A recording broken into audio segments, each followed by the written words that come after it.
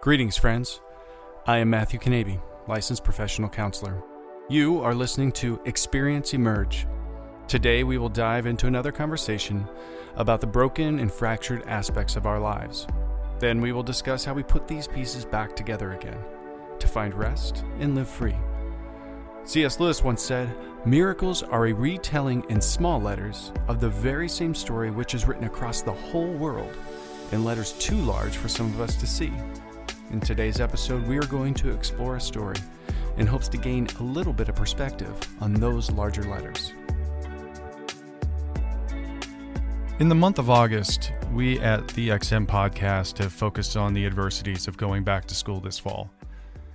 A lot of families are dealing with a myriad of issues that encompass many different aspects of dealing with stressors about virtual learning or having their kids go back to school physically.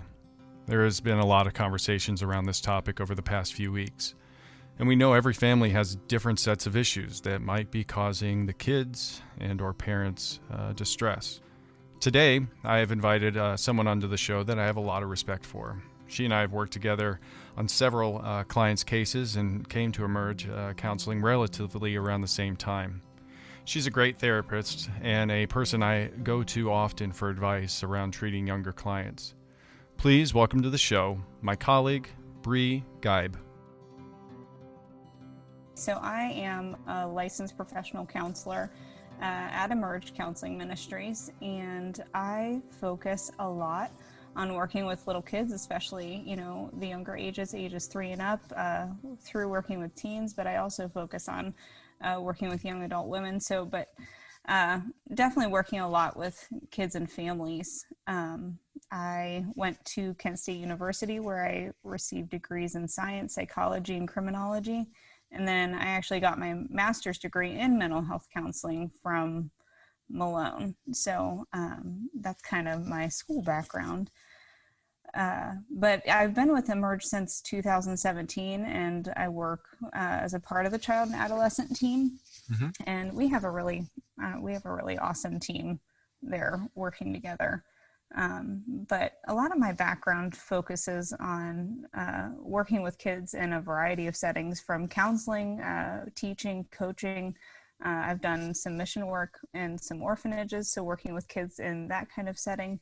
And then I also do some education, speaking, advocacy with parents, teachers, and churches. So that's kind of just a quick background on me. What got you interested in mental health and working with the population that you do? I think little kids especially are amazing in how their brains work. For me, I feel like it just kind of clicks. Kids are so creative in how they adapt and how they cope with things, how they cope with stress, how they experience joy. So helping them deal with difficult things through play, through their family system, it's really fun for me. It's a unique thing to watch them do. Yeah, I know. You just had a baby recently, and so you've been out of the office for a little bit. But how did you feel about doing telehealth after everything kind of changed and working with that population? I know there's been some struggles on my working with younger kids and stuff through telehealth. What's your experience been like? My experience has been really, really good. I think like anyone who is switching to working remotely, I was really nervous. I wasn't sure. But it's actually been really, really cool. What I've even my youngest client, I think, is 3 that I've done telehealth with. Wow. And it went really well. There's some things that we've actually been able to accomplish through telehealth that I don't know if we would have been able to accomplish in the office. Obviously, there's going to be some that prefer to just meet in person, but I think everyone's been flexible, and kids have done awesome. Yeah. I noticed, and I've probably said this before, even on the podcast, but I have a lot of teenage and young adult clients, and I feel like they really gravitate to telehealth because they're able to do the session in their own environment. And I think they're so used to talking into their devices that being in an office sitting, with me, sometimes I think sometimes automatically shuts them down. Mm-hmm. Where I've just found like there's been some more breakthroughs, being able to do telehealth with that age group. It's been really interesting. So, Bree, you and I are going to be talking today. Our focus for the podcast is kind of talking about, in light of everything that's going on in the world, and so many parents and kids preparing or already going back to school. We're going to kind of talk from a clinical level and perspective to kind of give parents and even some students some tools to be thinking about as they're preparing or going back to school this fall, which by and large is the strangest time that kids will ever in their life. I pray to the Lord God right now, this will only be this time that they have to do this. But there's been, you and I were talking just before we started recording about so many different aspects of why this is so difficult and how many different families it's affecting. And the interesting thing, it's affecting families differently because some school districts are going back one way and other school districts are doing another way. Some families have, different situations at home where they can't allow their kids to go to school, or they have to have their kids go to school because of other situations. So we wanted to kind of do a generalized idea from a clinical perspective of some things for parents and kids to think about. So if you don't mind, let's start sharing some of that information. That'd be great. Absolutely. I think where I want to start is I think this is a really important point. It's often the first place we glaze over, which is parents are burned out already. Yeah. So I think it's most important as parents focus on, okay, how do I help my child through this? How do we navigate this, is hitting the pause button and making sure you're taking care of yourself first. I think parents really need to see how critical it is that this season is unlike any other. Like we just emphasized, and they see that for their kids, and I know they feel that emotionally in their bodies and their schedules, but they need that attention too. And so right as that's starting to feel daunting, just emphasizing that point that parents handled the spring with no warning. Mm-hmm. And they were able to navigate that. So most certainly with time to prepare, we're going to be able to navigate this fall and just whatever may come. But it is so important that parents are processing their emotions, their frustrations, their anxieties about back to school, about these stresses in general, so that they can allow themselves to just be present with their children, with where they're at, and help them walk through how they feel. It's important, for parents, just like us counselors, they need to be healthy so that they can help. Yeah. As you were talking, I get that image of like when you go on an airplane and they show the oxygen mask coming out, and it's like, always take care of yourself before you take care of your kid, because if you don't take care of yourself, then chances are both of you aren't going to do well. And it's kind of like we're in that panic mode. Like the oxygen tanks have hypothetically fallen from the ceiling during this COVID-19 experience. And it's important, I feel like I share with clients all the time, it's not selfish to take care of yourself to be better able to take care of your kids. You know what I mean? Yeah, absolutely. I think it's important to recognize and being able to do that, which is good. Yeah. So in that, being able to practice like the self-care, what might be some suggestions that you would have around that? Well, I think as parent, like looking at your basic coping skills, your self-care. So parents looking at, what did you do before all this, or what have you done during all of this to take care of yourself? And, some parents might say it's their exercise routine. It might be, a certain cup of coffee they drink. Self-care is broad. It's whatever helps you just take a break and focus on yourself. So I think, first of all, self-care. But something else that, I had mentioned to you earlier is that parents are working so hard that a lot of other relationships are feeling the strain. So knowing that it's okay, it's important, matter of fact, to take time and focus on your marriage, making sure that you're still nurturing that relationship as you've been working so hard to take care of the family, making sure you're still connected with your friends, and just navigating those things. That self-care is really, really important. Mm-hmm. Yeah. And there's actually a quick, someone shared this with me, and I think parents might find this handy. It's actually a social media resource on Instagram. There's a page, all lowercase, one word, parent self-care. Right. And it's had a lot of normalizing, but also just recommendations of how to take care of yourself as you take care of your family through all of this. Yeah. I think that's really good. I shared with you, it's like about a month ago, my wife and I were just like, we've got to do something. Like, we've got to get out of this house. And, we have a 2.5-year-old who's just always there. Like, it's this kid Yeah. always here. But we were talking, it's like, we've got to do something for our marriage. And we've kind of quarantined with our my in-laws, and so they're going to watch the little one, and we're going to get an Airbnb for a couple of days and just work on our marriage and be together and do that. And I in the moment, I was like, we're never going to be able to do that. And then as I was thinking, I'm like, that's a great idea. Like, let's totally do that. I mean, we're not going anywhere, but it's just, we're going to be out of the house we've been in this house for a long time.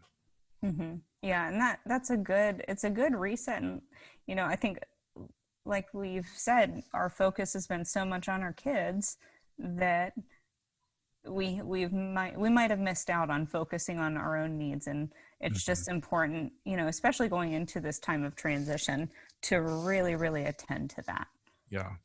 I think that's really good. The acronym HALT, I keep that in mind: hungry, angry, lonely, tired.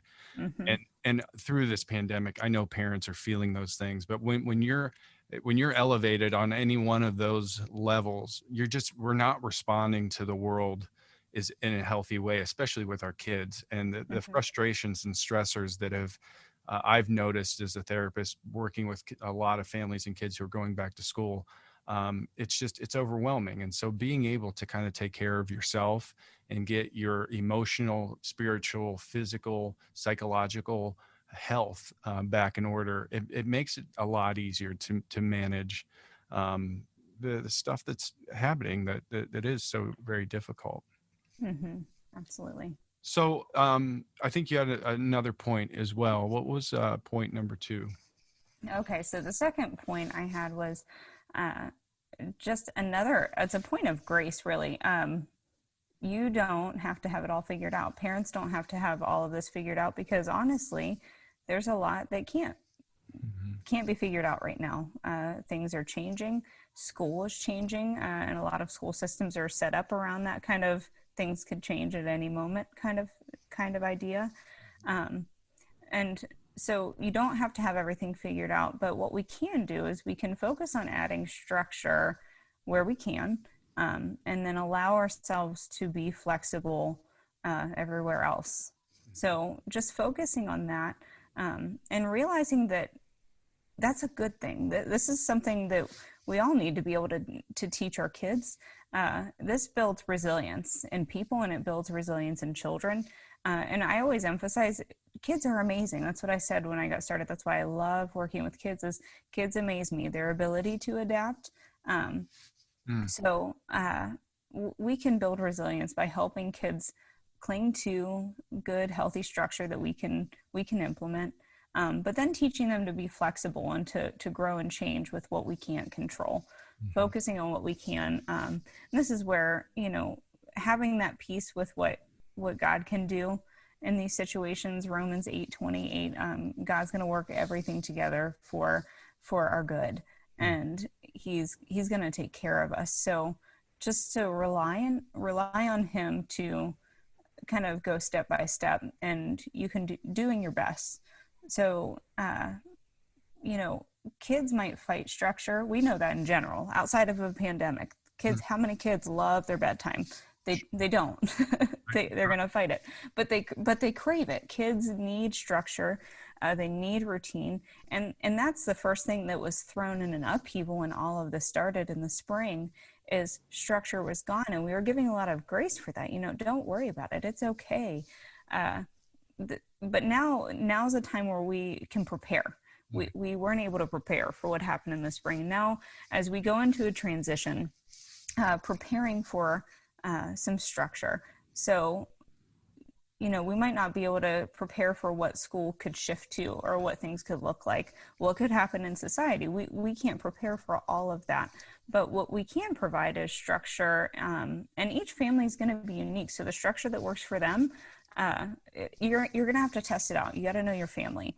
So some big points that I think of is bedtime. That can have a routine, that can have a structure, no matter what age. Family time, dinner, screen time limits, rules in general, that's good structure to keep in place. Testing out different calendars or planning the week ahead. We might not be able to plan month by month, but maybe planning the week on a calendar on the refrigerator for everyone to see. That can help the kids with some predictability, because that can be really helpful. If we're doing homeschooling or some sort of hybrid model, something that I've seen a lot of families doing that's really cool, I think, is creating a space in their house for schooling, setting up, a desk or just a workspace, even a room if some families are able to, but I don't think it needs to be that.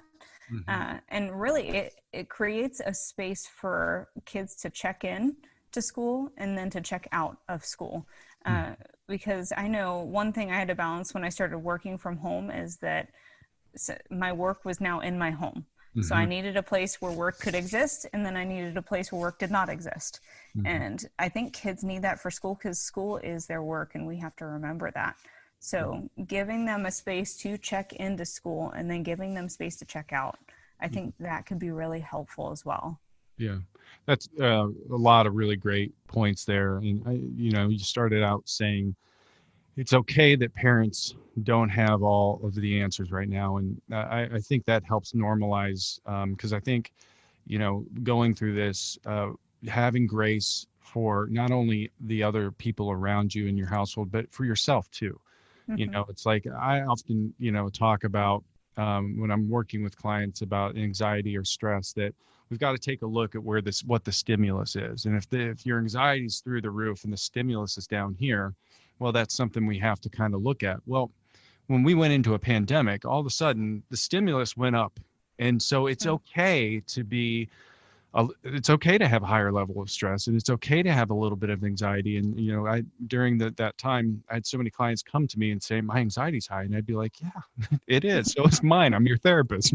It's okay. We're all going through this together, but we don't have a lot of the answers, but I think it helps. It's just, we want to do what's best for our kids.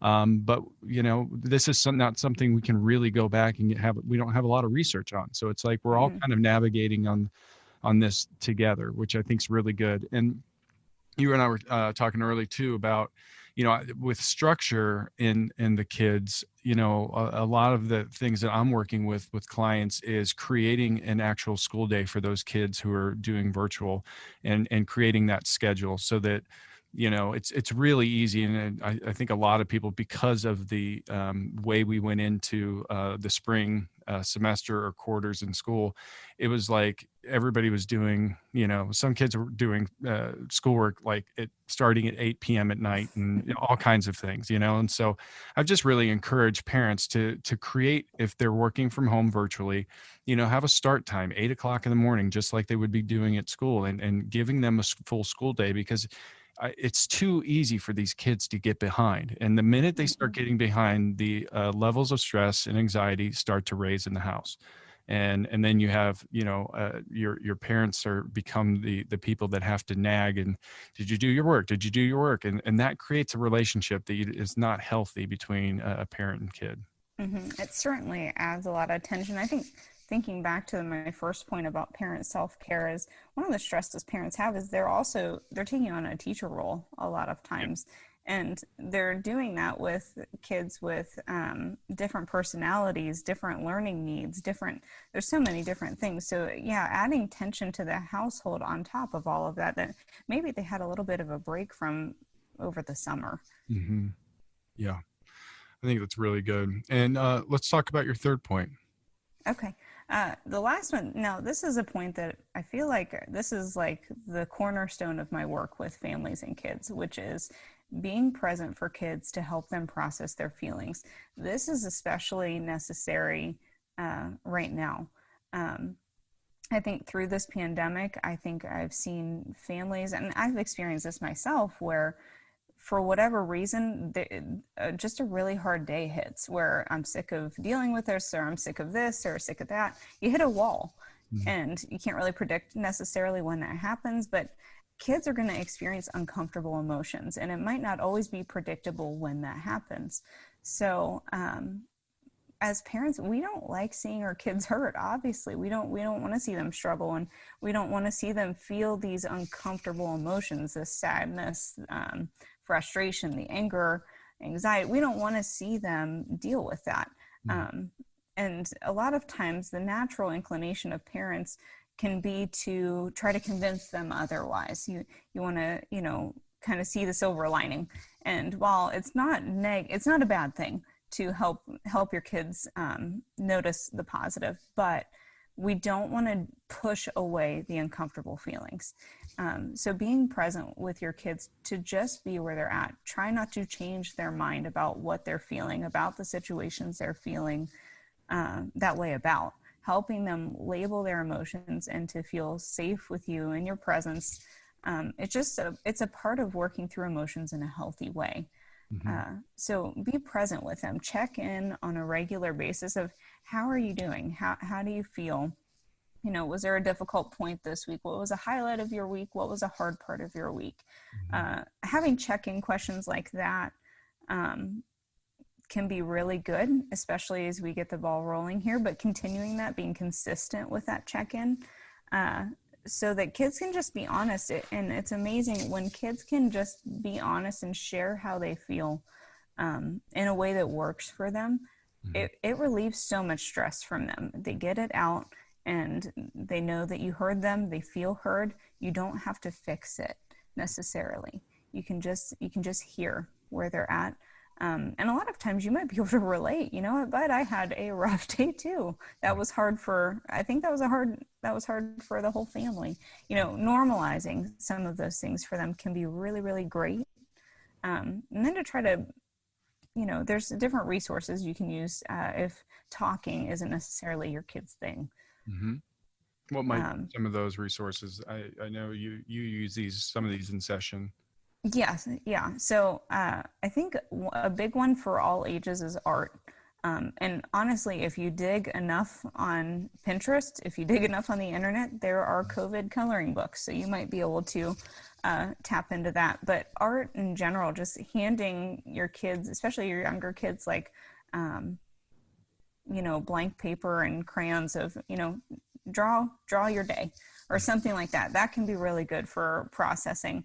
And just expressing emotions. Journaling is another great one, especially my kids, 9, 10 and up will be a little more drawn to this, and my teens will love this as well. And there's actually a really cool resource called Smash Journal. And it can be really cool for giving prompts for expression. So they can do regular journaling, they can do that at any point. I always encourage actually writing things out versus typing. Typing can be great, but there is something special that happens in your brain when you write out how you're feeling. But the Smash Journal is kind of cool because it's a journal that is created to be destroyed. So you can break the binding in it, and it'll tell you different times to do that. So that can be another just unique time for expression.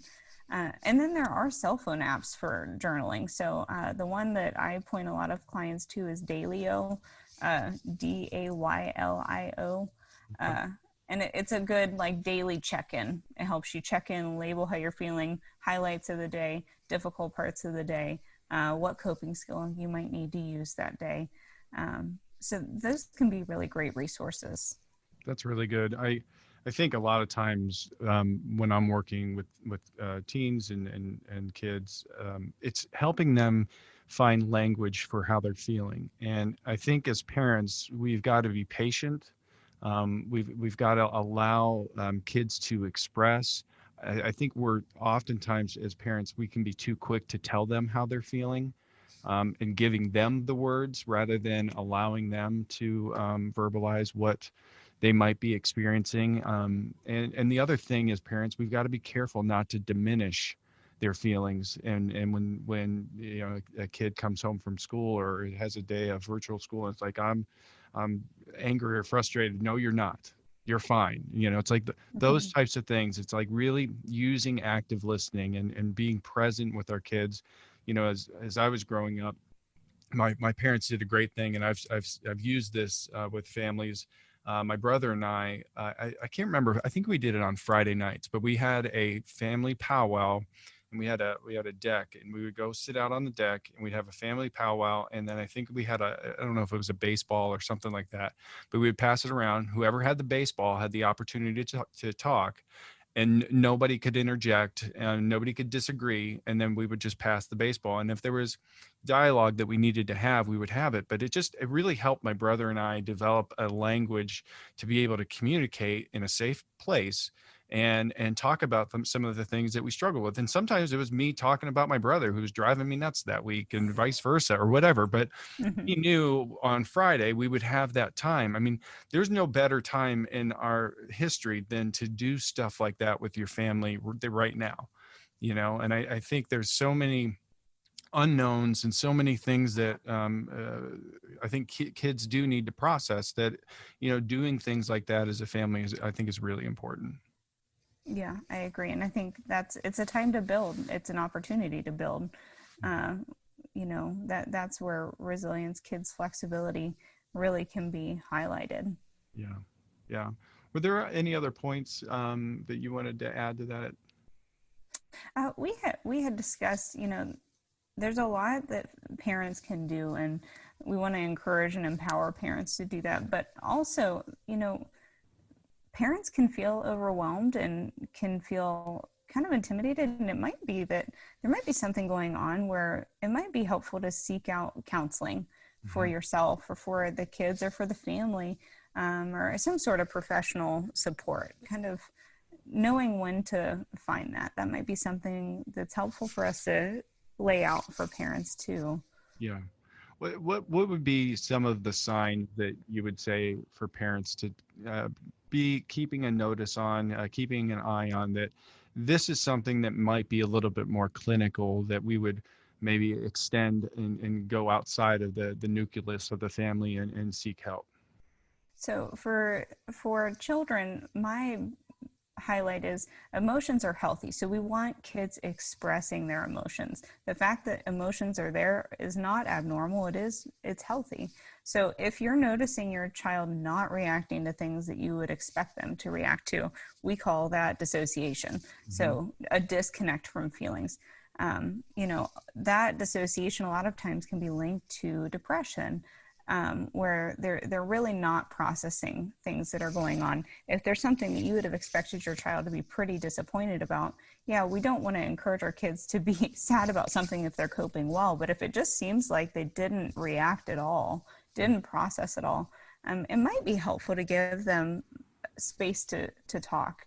So if you're seeing no emotion, that's something to pay attention to.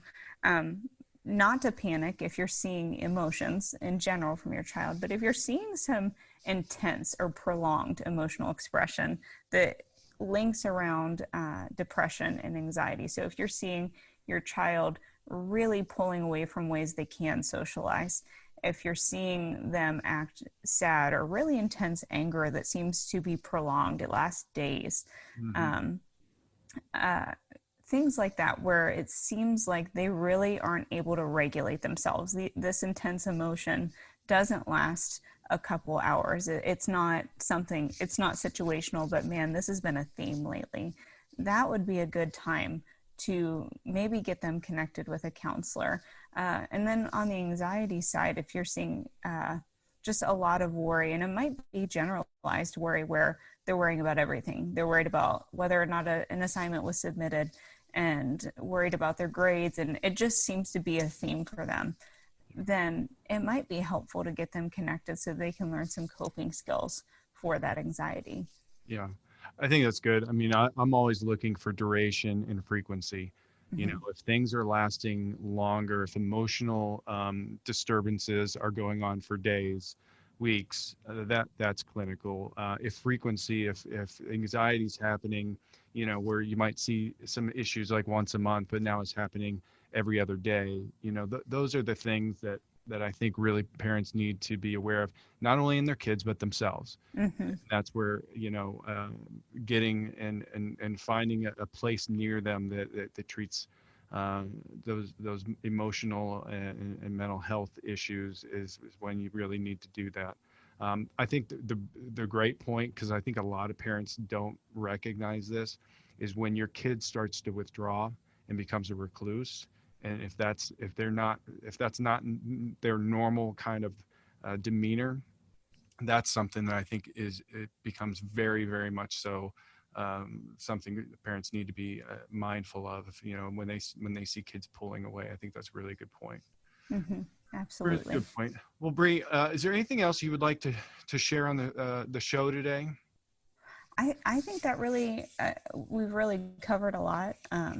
And like I said, we're making this broad because there's so many situations, there's so much to cover. It almost seemed like a daunting task, but keeping it broad and just encouraging parents to take care of themselves, you know, even when it comes to seeking out that professional support or counseling, you know, as a parent, if you're feeling exceptionally burned out and tired, or if you're just really not sure how things are going, I've had several clients where their parents just made an appointment for them, a couple appointments for them to do a check-in, kind of like a wellness or a maintenance visit to see how things were going. And a lot of times it's like, you know what, thumbs up, you're right. You were right on the ball there. Everything's going great.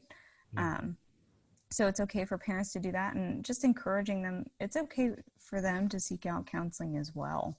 You know, it just for support. We, as counselors, we understand it. We're seeking out that normalcy too. Yeah. So Bree, you're a mom and a wife.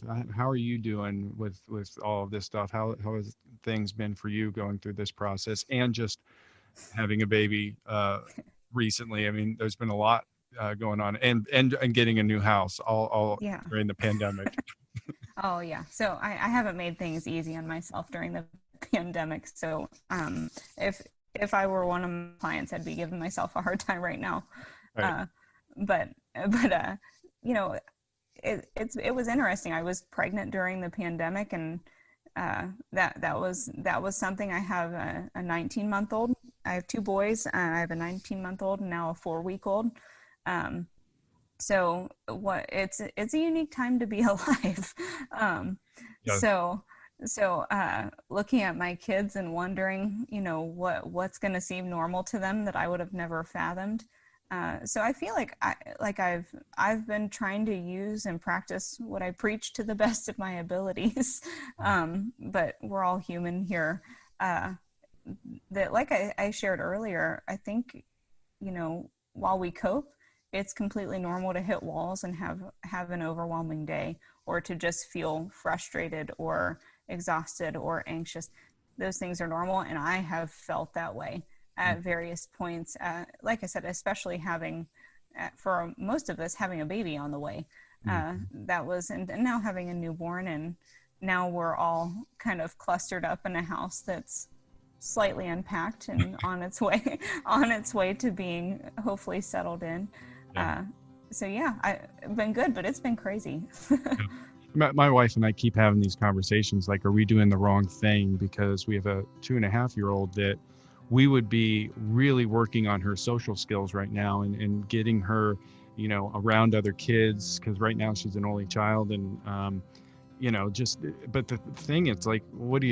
You know, it's like, I just, as a therapist and studying the mind and psychology and human behavior, I'm like, we're doing exactly what I didn't want to do by isolating her. And she wants to be social and she misses her friends and stuff. But it's like, I wonder how that is going to take an effect on so many of these young kids who are just little bunches of clay right now that are being molded, having to live through a pandemic, and what that's going to do to them, later on down the road and stuff. So.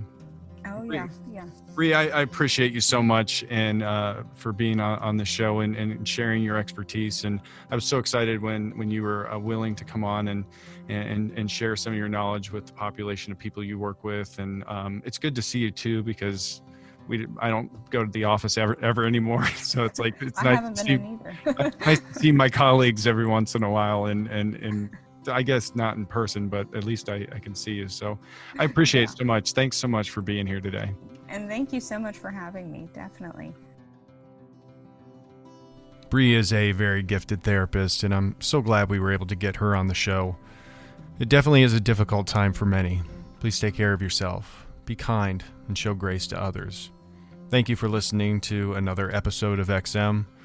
Please find Emerge Ministries on Instagram and Facebook to see what we are all about. Well, until next time, or when our Savior comes, God bless.